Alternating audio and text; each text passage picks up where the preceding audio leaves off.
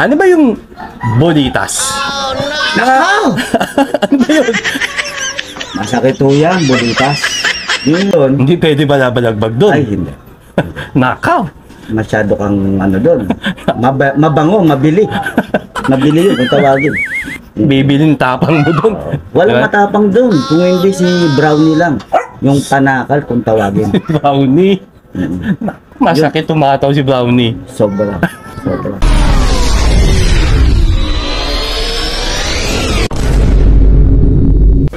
Yor. Kailan ka nabigyan ng pagkakataon na maging mayor? O bago ka maging mayor, ano yung ang naging katungkulan dun sa loob? Marami akong pinagdaanan bago ako manungkulan eh. Kasi nandyan yung maging doorman ka. Doorman, pakipaliwanag. Tinatawag na bantay pinto. Bantay pinto. Tawagin. Okay. Yan. Ikaw yung tatawag sa may mga dalaw. Oh, dalaw. Ito ganyan. May calling yun, tayo, may bayad yun. Oh, may mga bayad yun. Titimbre mo yun sa bastonero mo. Naging pasaway din ako nung mga araw na humawak din ako ng basahan. Nag-wiper ako Wiper sa din. pasilyo. Bis na tumaas ang ano ko, bumaba dahil nakagawa Doorman ka eh, tapos Doorman, nagpunta ka sa wiper eh. Nakagawa ako ng hindi maganda kasi ng mga So ang dami mo rin palang pinagdaanan bago ka maging mayor. Yes, ganun Kasi talaga. ang pagkakaalam namin o ng iba na bago ka maging mayor dapat matapang, siga, marami ka napatay. Totoo ba yun? Sa panahon ngayon? Hindi ho totoo yun. Yung, Ano ba ang... Nung namasukan kasi ako dyan sa kulungan na yan, eh, talagang marami kang pagdadaanan dyan bago ka maging mayor. Unang-una dyan, pakikisama eh. Kailangan sumunod ka muna bago ka sumuway. Yun ang talagang patakaran ng kulungan. Kasi kung hindi ka susunod sa kanila, talaga namang mapaparusahan ka.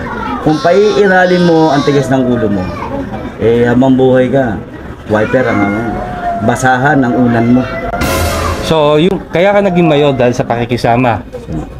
Yun yung naging susi. Hindi totoo na kailangan marami kang tinira. Wala, hindi totoo yung ganon. Nahumpa ni na asyong ni na baby amo siguro yung mga panahon na ganon. Siguro, yung mga ganon. Pero ngayon, Sa malawak ngayon, na iba tao eh. Iba kasi yung na-experience ko eh. Okay. Yun sa akin kasi, sa selda namin, bago ako manungkulan, talaga naman yung pinagdaanan kong hirap, eh, magbubuyonero ka, yung bang magpapaligo ka ng mga 100 tao, mahigit, gigisingin mo sila sa gabi, may inarya. Pag oras ng 5-5, ano na dorman? Pag dorman ka, oh, sila. Ano yung, Ilang tao tayo? ano yung 5-5 mayor? 5-5, yung mga oras-oras yun, bosyo. Pagka tungtong ng mga bandang alas 3, eh, magbabatingting na yan. Ibig sabihin ng 5-5 is bilangan. Bilang ng tao yun. Okay. Kailangan yun. Pag may kulang ng isa, paano yun? Ayun, medyo alarma tayo doon. Doon tayo, kailangan nyo mahanap yun. Baka natutulog sa ilalim nyo. Kailangan yun. Talagang, mo, galugadin mo yung selda mo. Okay. Kasi nangyayari talaga yun, bosyo. Hey. Alarma yun. Nangyayari talaga yun, bosyo. Dahil minsan yung iba talaga nakikita mo, natutulog talaga eh. Sa sobrang pagod. Okay. Yun naman, yung mga ganun nangyayaring bilangan na kulang, eh yun ang mga dumuduty ng panggabi. Yung tinatawag na mahinarya ng panggabi. Sila yung mga nagbabantay ng mga Sila yung natutulog. nagbabantay na natutulog. Yung siyempre, dyan yung mga Gustong binabangungot. Tsaka gustong magpaano. Oh, may mga ganun. Diba? Oo, Kailangan din nila bantayan yun. Oo. Maliwanag ha. Talaga. Hindi lang kailangan pumatay, marami ka napatay, marami kang tinira para maging isang mayor ka. Marunong ka lang rumispeto sa mga kapangkat mo. Pwede ka na maging mayor. Qualified na yon, mayor. Marami talagang experience pagiging mayor. Pagka kailangan mo talaga na pakisamahan ng bawat isa. Yun ang number 1. Meron dyan mga pasaway. Siyempre, dyan yung kakausapin ka, magbubulong-bulong sa'yo. Ay, naku. Bawal sa amin yun eh. Yung tinatawag na kritiko. Kritiko. Mga bulong-bulong, mahirap Eh, yan. hindi ko pinapasok yan. Alam mo kung bakit? Pagka ikaw napatunayan dyan, matik ka dyan. Meron kang 6 dyan o 3, dapa, kung tawagin. Yung tinatawag na baryo-baryo. Kakatiumpit mo nung di oras nun. Sobra. Sobra. Pero sa awa ng Diyos, simula nung ako'y namasukan dyan, hindi ko natikman yung mapalo. Dahil nga sa sarili ko. Disiplina.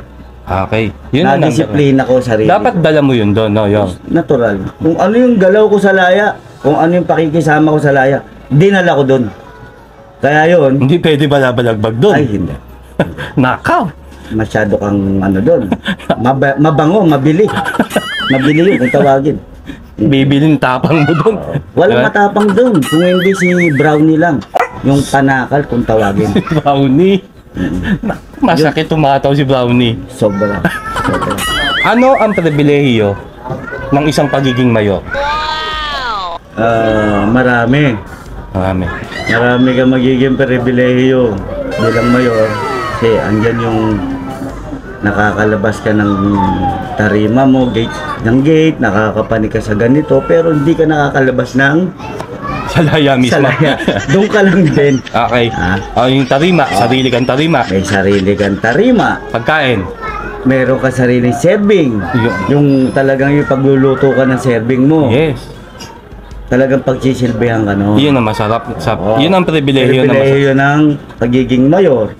Andyan yung, siyempre, sumusweldo rin yan. Pondo namin, kinukuha ang pera na para pasweldo rin sa vice mayor, bastonero, at ang mga mabababang ano, meron din yan, may mga sweldo rin yan. Doon din namin kinukuha sa pondo. Okay. Pero, mas malaki ang mayor. So, may pribilehiyo ang mayor. Meron. Marami silang pribilehiyo bilang mayor. Alright. Alam naman natin, mayor, na magkaiba talaga ang buhay ng Laya at Bilibid. Wala talagang masaya kapag nakulong ka, tama? Hindi maging masaya kasi nakakulong ka nga eh. Kasi yung iba sabi nila, kaya ko yan. Handa ako dyan. Lalo na yung mga kabataan ngayon yun. Kaya ko yan. Hindi ako natatakot na Bilibid.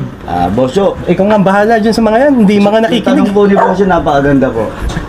Eh yung pong sinasabi nila na mga nakukulong eh masarap ang buhay. Nakakulong ka nga po eh. Masyadong mabigat pagka nakakulong ka. Hindi po totoo yung masarap ang buhay mo pag nakakulong ka, meron kang ganito. Hindi. Malungkot po yun.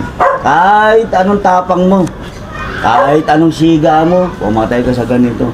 Once na dinapuan ka ng tinatawag na buryon, Ay, sakit mo.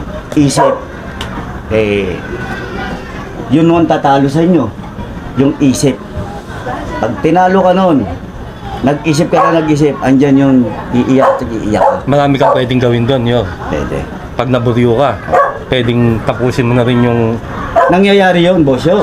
Nangyayari maraming beses. Maraming beses na nangyari Kasi sa ibang akin. kalaban yung lungkot eh, no? Oo. Pagka So- naburyon ka, nalungkot ka eh, talaga namang isa yan sa kalaban ng nangungulungan.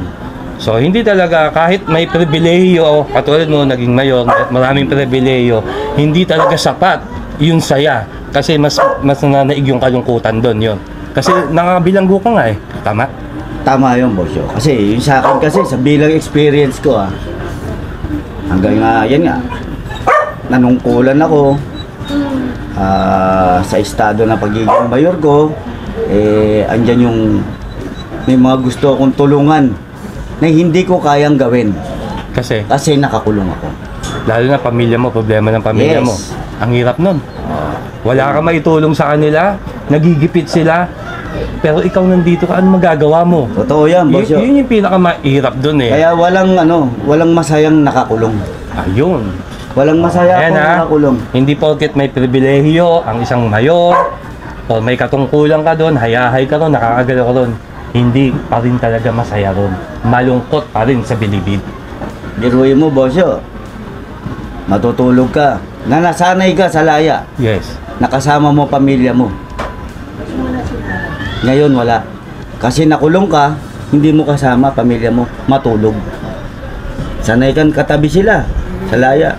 Doon, masasanay kang katabi mga kasama mo. Hindi mo kilala. Makikipagsiksikan ka at di kita ng pawis dun, di ba? York? Talaga. Maano ka eh. Doon na mag-uumpisa yung gumbo-gumbo. Talagang mag-iisip ka, natutulog ka. Kailangan ang tulog mo pasay para magkasya kayo. Hindi ka tulad sa laya. Kahit umikot-ikot ka, doon hindi. Andyan yung masiko ka, tandayan ka, pagka umangal ka, away pa. away. Diba? May ganun nangyayari. Malungkot talaga, mabilibid. Totoo naman. 100% yan. Ayon kay Mayor, ha? Masakit pong makulong. Ano po? Mahirap pong makulong. Ang susunod na tanong ay rated SPG. Tatlo ba ng magulang ang kailangan? York, para rin sa kaalaman ng iba, ha? Ano ba yung bolitas? Ano ba yun? Masakit po yan, bolitas. Yung tinalagay na natin sa ng lalaki na sinasabi nila na para masiyahan naman. Hindi na maghanap ang ating partner o asawa kung tayo habang nakakulong. Yung bang parang masarapan sila pagdating sa larangan. Pero para sa'yo, ano ba yung okay ba yun? Bolitas? Oo. Pero nangyayari yun, nagpapalagay talaga. Marami. Talagang meron. Iba-iba kasing klase ang nilalagay sa... Andyan yung petroleum jelly. Oh my God. Ayun yung ini-inject yun. Ini-inject yun. Pampataba. Oo, pampalaki ng... Pero base sa mga narinig ko, yung time na ng mga nagpalagay nun, nabulok ang kanilang mga petroleum jelly. Lumala pa pala. Ngayon, yung nilalagay naman nila mga bolitas, yung tinatawag na yung bakal yun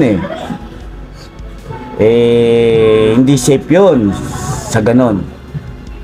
Yung iba, sabi nila, nasasaktan lang din yung partners nila habang sila'y, alam mo na, Okay. ganon. Ngayon, yung iba naman, sa nakita ko, habang ako'y nakakulong din ng mga time na yun, yung sipilyo,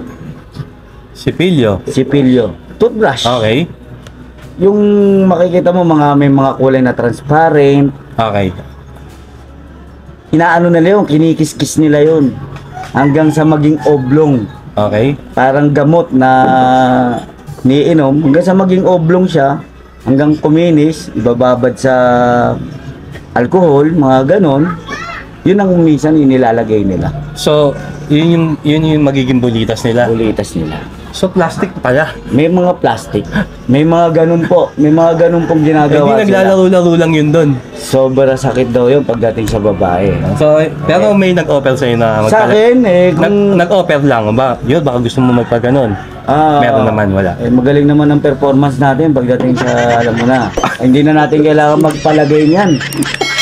Performance level lang, no? Oo. Hindi na kailangan ng mga... Oo naman.